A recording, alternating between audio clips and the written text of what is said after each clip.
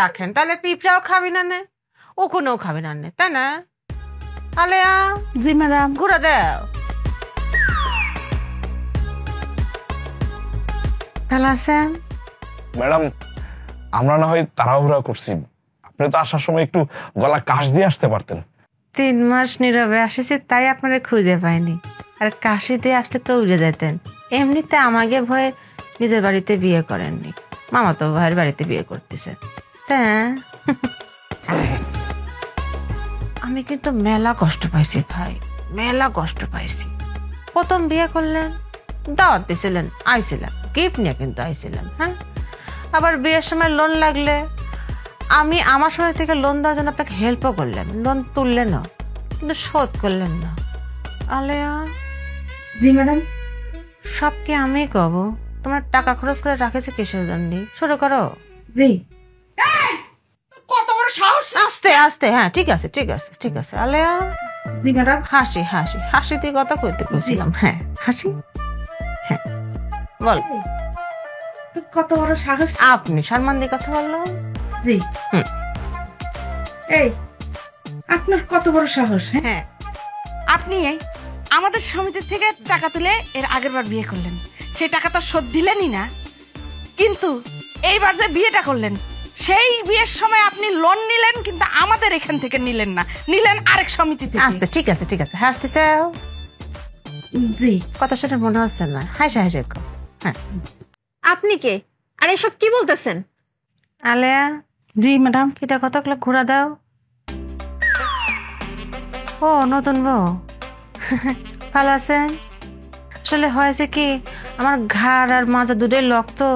দেখতে পাইনি কিছু মনে করেন না হ্যাঁ আপনার তো একটু পরে কথা করছি আলেয়া জি ম্যাডাম আলেয়া জি খুলে ফেলো যাও কি বলতেছেন খুলে ফেলবো মানে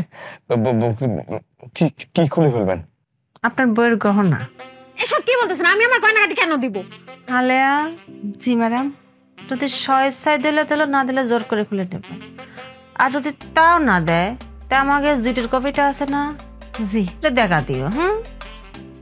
আপনার স্বামীর নামে জিডি করা আছে যদি বেশি তেরিবেরি করেন আপনার স্বামীকে পুলিশ ধরে নিয়ে যাবে এখন আপোষে দিবেন নাকি জোর করে খুলে নিবেন না ঠিক আছে ঠিক আছে ঠিক আছে আলেয়া জি ম্যাডাম খুলে নাও না দিলে যে আমাকে জিডির যে কাগজটা আছে ওটা দেখা দাও এই আসে अरे सालम प्रियो शो में तेरे मैडम सालम प्रियो शो में तेरे मैडम सालम प्रियो शो में तेरे मैडम ম্যাডাম কাজ শেষ হ্যাঁ স্যার তো চলো পুরো দাও দাঁড়ান আমার কিছু কথা আছে আপনারা সাক্ষী থাকেন আলেয়া এই বাটপার তুই না আমারে বলছিলি আমি তোর জীবনে একাই একটা নারী পরিপূর্ণ নারী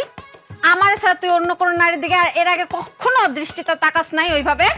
তাহলে তুই আগে বিয়ে করলি কেমনে বাটপার চিটার আমার ধোকা দিছিস কেন তুই বিশ্বাস করো আমি বিপদে পড়ে বিয়ে করছি মানে আমার এক বান্ধবী হঠাৎ করে একদিন আমার ফোন দিয়ে বললো কি ওর আম্মা নাকি অসুস্থ হাসপাতালে নিয়ে যাইতে হইব আমি একদম সহজ সরল মনে ওগো বাড়িতে গেছি বাড়িতে মানে ঘরের ভিতরে ঢুকার পর বাড়িতে হঠাৎ করে দরজাটা বন্ধ করে দিছে ওর মামা তোমায় তোমার সময় বিল্লা এরপরে আমি বাধ্য হয়েছি বিয়ে করতে মানে তোমাকে যদি আমি সহজ করে বলি একদম আমি কট খেয়ে গেছি তুই কট খাইছো না তাহলে এই কথা তুই আগে বলস না কেন আমারে না মানে বলতাম মানে আরে এটা তো একটা অ্যাক্সিডেন্ট মানে এটা তো বলার মতো তেমন কিছু না আমি অবশ্য বলতাম আমি একটা কথা কব হ্যাঁ আলেয়া জি ক লাগে কে ঘোরা দাও জি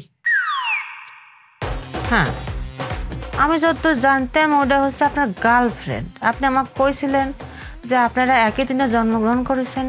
একই দিনে স্কুলে ভর্তি হয়েছেন আর একই দিনে বিয়েও করলেন মানে একসাথে বিয়ে করলেন প্রেম করে আপনারা ইতিহাস গড়েছেন আপনি বিয়ের দিন কইছিলেন হাসতে হাসতে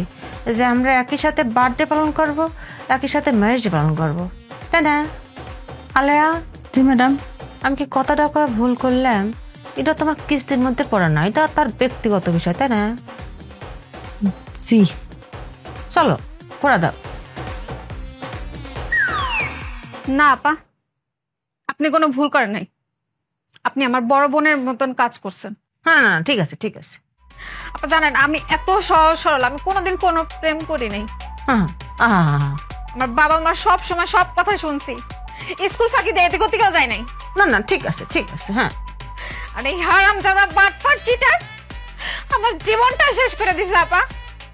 তোর কপালে আমি লাথি মেরে গেলাম। বউ বউ বউ বউ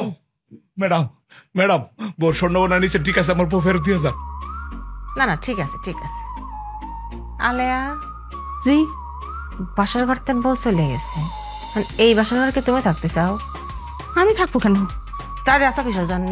চলো জি অমক নিয়ে যাও। হ্যাঁ